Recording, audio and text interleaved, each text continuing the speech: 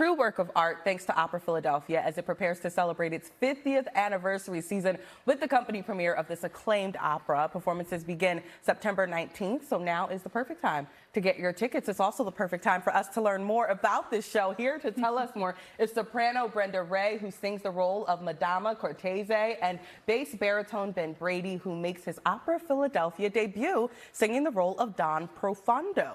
Thank you both so much for being here on Philly Live. Thank you for having us. Did I pronounce everything correctly? Your Italian is chef's kiss. We're trying. We're getting there. We're getting there. Brenda, I want to start with you because this is a comedy, but it's a big cast. Tell us more about this production and what audiences can expect. Well, I don't know if I've ever been in a cast this big. There are 17 named characters. Wow. And so you can imagine like the antics that we get into on stage. So much fun. Rossini is known for his comedies.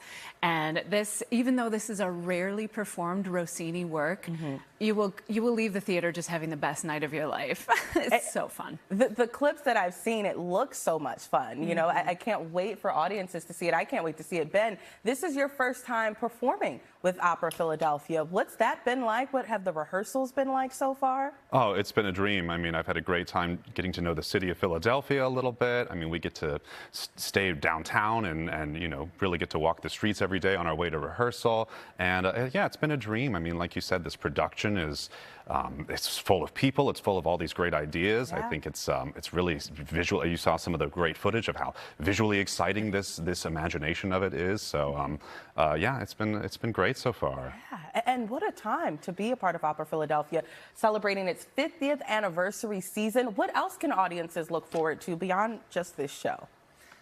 I think they have a huge season coming up. Things happening in the theater, other locations around town. Things keep popping up. Things are not even all settled. So just keep your eyes peeled. Look at that website always for more events coming up.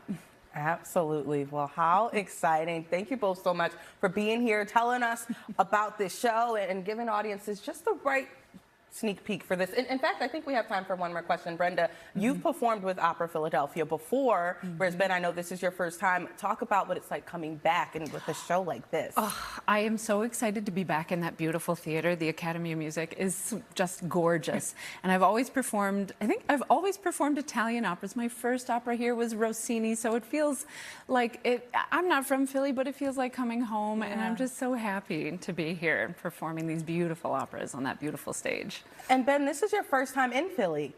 How are you liking it? Have you gotten a cheesesteak yet? I did get a cheesesteak at Woodrow's, and I'll give my review off the air because I have some opinions. But I'm loving Philadelphia. I haven't been in this area since I was a young kid. My dad's side of the family is from here, so I've really gotten to form my own relationship with the city now, which has been really fabulous. Yeah, and you know, just bringing it all full circle, coming back to this show, what's your favorite moment in the show that you think audiences are really going to be delighted by?